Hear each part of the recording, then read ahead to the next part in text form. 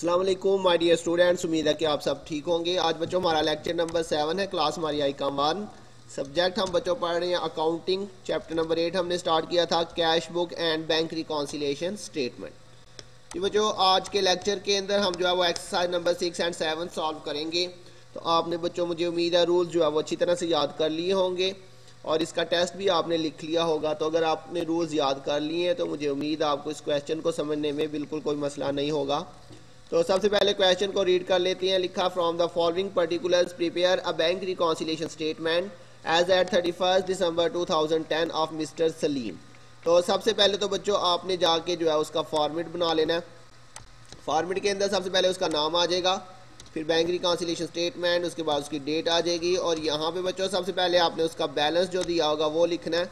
वो दिया होगा जी overdrawn as per cash book. तो बच्चों ओवरड्रॉन या ओवरड्राफ्ट एक ही बात होती है। Overdraft as per cash book 50-100। तो ये आपके पास बच्चों आ जाएगा overdrawn as per cash book. तो बच्चों ओवरड्रॉन या overdraft as per cash book, ये हमारा कौन सा बैलेंस होता है बच्चों? ये हमारा क्रेडिट बैलेंस होता है। क्लियर हो गया बच्चों? अमाउंट आपके पास है 50-100, ये आपके पास इसकी अमाउंट आ जाएगी। उसके बाद बच्चों नेक्स्ट एंट्री इसने बताई है, interest on bank overdraft debited in passbook only 115। जी बच्चों इंटरेस्ट ऑन ओवरड्राफ्ट या इंटरेस्ट ऑन बैंक ओवरड्राफ्ट ये हमारा एक्सपेंस होता है और हमने बात की थी जितने भी एक्सपेंस आएंगे हमने उसको BRS के अंदर क्रेडिट कर देना। ये मैंने आपको रूल नंबर 6 या 7 आपको रूल्स के अंदर पढ़ाया था। तो इंटरेस्ट ऑन ओवरड्राफ्ट हमारा एक्सपेंस होता है। और दूसरी पहचान बच्चों ये मैंने बताई थी, डेबिटेड इन पासबुक। जब भी कोई चीज़ बच्चों डेबिट हो जाए पासबुक के अंदर या बैंक स्टेटमेंट में या डेबिटेड बाय बैंक, कुछ भी लिखा हो बच्चों, क्या debited in passbook, debited in bank statement या डेबिटेड बाय बैंक आ जाए, हमने उसको क्रेडिट कर देना होता है। यहाँ से भी आपको पता चल जाएगा और इसके अलावा अगर यहाँ से ना पता चले तो ये आपने रूल्स याद किए होंगे। इंटरेस्ट ऑन बैंक ओवरड्राफ्ट ये हमारा क्रेडिट होता है बच्चों। 115 बच्चों इसकी अमाउंट है, ये आ जाएगा इंटरेस्ट ऑन ओवरड्राफ्ट। तो इंटरेस्ट ऑन ओवरड्राफ्ट बच्चों हमारा क्या होगा? ये हमारा क्रेडिट होगा। क्लियर हो गया? अमाउंट है बच्चों आपके पास 115। अब बच्चों दोनों क्रेडिट है तो क्रेडिट जो है वो क्या हो जाएगा? प्लस हो जाएगा। 50-100 और प्लस 115, ये दोनों प्लस करके 5215 क्रेडिट बैलेंस आ जाएगा। इसके बाद बच्चों नेक्स्ट है जी, cheque issued but not cashed from bank. जी बच्चों अनकैश्ड, अनप्रेजेंटेड आउटस्टैंडिंग चेक बच्चों मैंने आपको बताए थे ये हमारे डेबिट होते हैं। नॉट कैश मतलब अनकैश्ड। तो अनकैश्ड, अनपेड, आउटस्टैंडिंग, अनप्रेजेंटेड ये सारे एक ही नाम है बच्चों। तो ये बच्चों हमारा क्या होगा? डेबिट होगा 900। ये आ जाएगा बच्चों। आप इसको लिख सकते हैं अनकैश्ड चेक या फिर unpaid cheque, unpresented cheque, outstanding cheque. और ये बच्चों हमारा डेबिट होता है।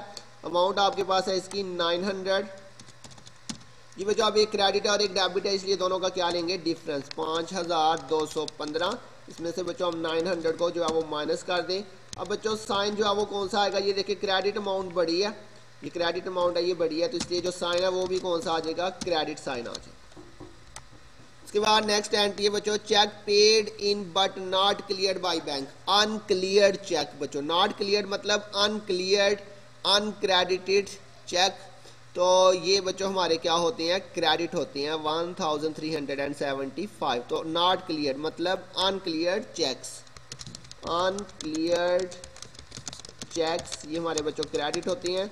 अमाउंट आपके पास है कितनी? 1375। जी बच्चों फिर से देखें दोनों क्रेडिट बैलेंस है तो क्रेडिट जो है वो प्लस होके क्रेडिट आंसर ही आएगा 4315 और जमा 1375। ये दोनों प्लस कर लिया हमने तो 5690 हमारे पास क्रेडिट बैलेंस आ जाएगा। इसके बाद लास्ट एंट्री है, bill receivable discounted with the bank in November but dishonoured 31 दिसंबर। जी बच्चों डिसऑनर्ड चेक या बिल रिसीवेबल डिसऑनर्ड ये लिखा हुआ बच्चों डिसऑनर्ड, ये हमारा क्या होगा बच्चों? क्रेडिट होगा 315 रुपये से। बिल रिसीवेबल या चेक जो है वो डिसऑनर्ड हो जाए, डिसऑनर्ड, ये हमारा बच्चों क्या होगा? क्रेडिट। कितनी अमाउंट है? 315 जी 315। अब बच्चों फिर से दोनों जो है वो क्रेडिट है तो क्रेडिट दोनों प्लस हो जाएंगे 5690 जमा 315 और बच्चों जो इसका हमारे पास आंसर आएगा, क्योंकि दोनों क्रेडिट है तो क्रेडिट क्रेडिट जो है वो प्लस होके क्रेडिट आंसर ही आएगा। और यहाँ पे बच्चों मैंने बताया था कैश बुक है, तो नीचे क्या लिखेंगे, पासबुक बैलेंस। और यहाँ पे बच्चों हमारा जो आंसर है वो क्रेडिट है, तो ये क्या आ जाएगा, डेबिट आंसर आ जाएगा, ₹6005। तो ये बच्चों हमारा क्वेश्चन कंप्लीट हो गया। आपको रूल्स जो है वो बस अच्छे से आने चाहिए। नेक्स्ट क्वेश्चन भी बच्चों बिल्कुल इसी तरह से है। इसके अंदर उसने बताया हुआ है, from the following particulars prepare a bank reconciliation statement of Saad and company as on 31 December 2010, balance as per cash book 50,000। जी बच्चों balance as per cash book हमारा जो है वो डेबिट होगा। ये हेडिंग्स आपने लिख लेनी है। तो ये आ जाएगा balance as per cash book. जी बच्चों balance as per cash book जो है ये हमारा डेबिट बैलेंस होता है, ये आपको याद होगा। 50,000 इसकी अमाउंट है बच्चों, 50,000। इसके बाद नेक्स्ट आपके पास है जी, cheque issued amounting to ₹18,000 not presented for payment. तो अनप्रेजेंटेड चेक क्या होते हैं बच्चों, अनप्रेजेंटेड चेक, डेबिट या क्रेडिट। जी बच्चों ये हमारे डेबिट होते हैं 18,000।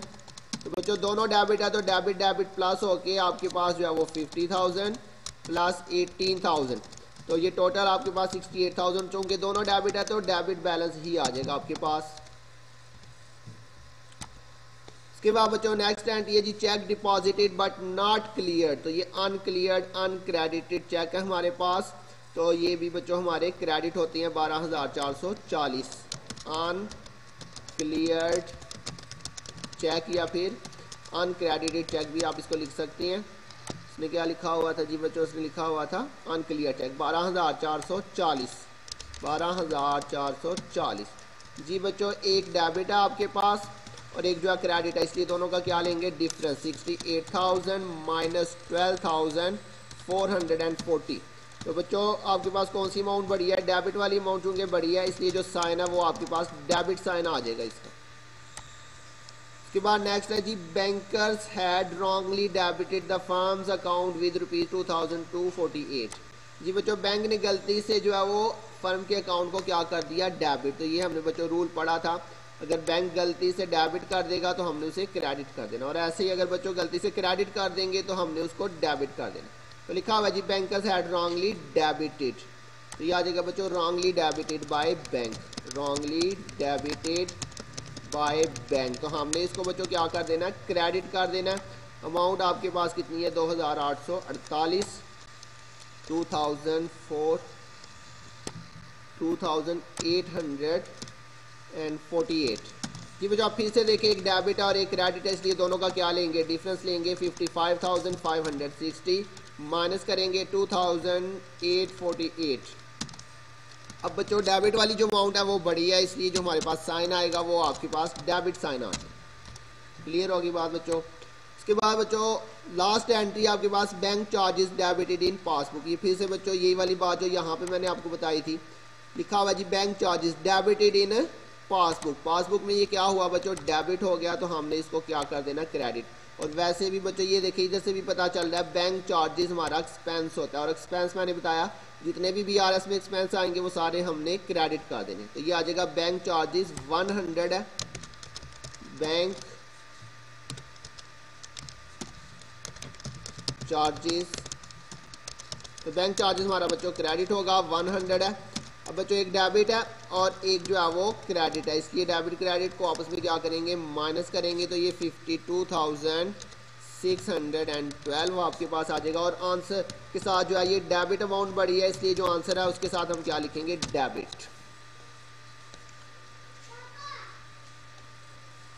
जी बच्चों यहाँ पे उसने आपको दिया हुआ कैश बुक का बैलेंस, तो यहाँ पे नीचे हमने जो है वो कौन सी बुक का बैलेंस लिख देना है, पासबुक का बैलेंस लिखेंगे। यहाँ पे हम पासबुक बैलेंस, यहाँ पे बच्चों डेबिट आंसर आया तो ये हमारा क्या आएगा, क्रेडिट आंसर आ जाएगा ₹52,612। तो जी बच्चों ये हमारे आज के 2 क्वेश्चन थे। मुझे उम्मीद आपको समझ आ गई होगी बच्चों। अगर किसी पॉइंट की नहीं समझ आए तो आप बच्चों ज़रूर पूछिएगा। अपना ध्यान रखिएगा, बहुत जल्द मिलेंगे नेक्स्ट लेक्चर के साथ। तब तक के लिए अल्लाह हाफिज़।